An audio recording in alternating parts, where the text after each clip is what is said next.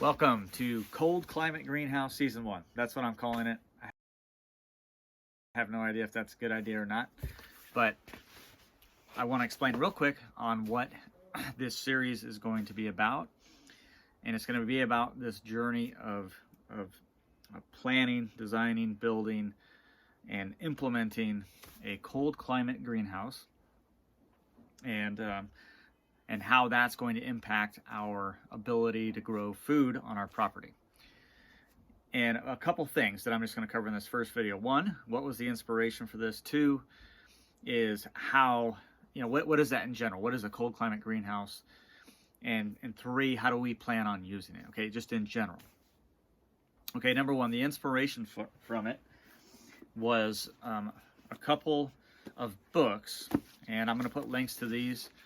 But these two books are basically what I'm using to move forward in this design and build of a cold climate greenhouse. And really, this book, The Forest Garden Greenhouse, it was the real inspiration. This is the art of the possible. This is the strategy. Okay, so this is like why I'm doing what I'm doing. It's like, man, this is an inspiration, and I'll talk real quickly about what this guy has done. And then this book is really the tactics. This is kind of a little bit more of the, well, how to actually build a cold climate greenhouse, and and here are the specific considerations that you should take, etc. Okay, so again, these two books are what I'm using. I'm also trying to get some help. I'm not a construction guy. I can build like very basic things, but I'm going to bring in some help to do it right. Okay, so that's kind of the inspiration. Jerome Ostentowski, if I said that right, Ostentowski, lives in Colorado, and I think it's something at about 6,000 feet above sea level, and he grows an amazing amount of food, and he recreates these climates in these cold climate greenhouses, and he mimics things like tropical climates or Mediterranean climates. And that's really the inspiration, because we do a lot of season extension here. I've got cold frames. I've got a hoop house where we certainly do season extension. We certainly raise the temperatures for things like tomatoes and peppers, and really get good production that way. And so we'll still continue to do those things. But a cold climate greenhouse for us is really about mimicking a climate, and that's the goal for us. Okay, so that's what we're going to do. We're going to mimic a climate. Now, I'm going to go in further videos on how we came up with the decisions that we did, and what I really hope is to get feedback from you on some things that either I'm not thinking about, or things that I should consider, because I really could use the help in this. So I wanted to start there and talk to you about this wonderful idea.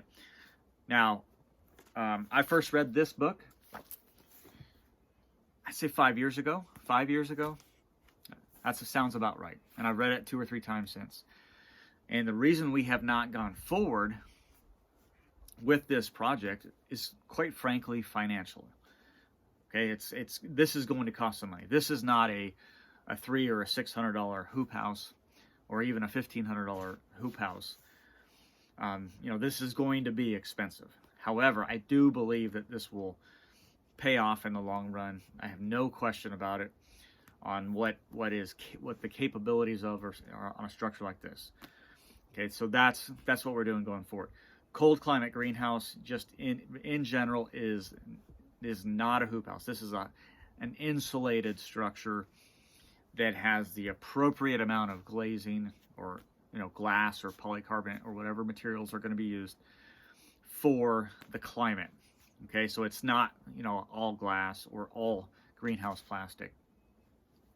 It is appropriate for the climate so that it can be kept, and temperatures can be moderated even in the winter. And again, our goal is to mimic a Mediterranean climate.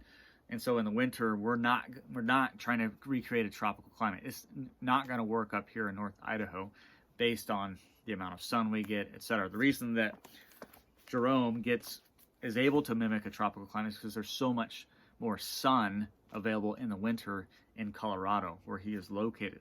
Therefore, he can do more things. We're not. We're very overcast and mostly cloudy in the wintertime, and so we have to take that into consideration.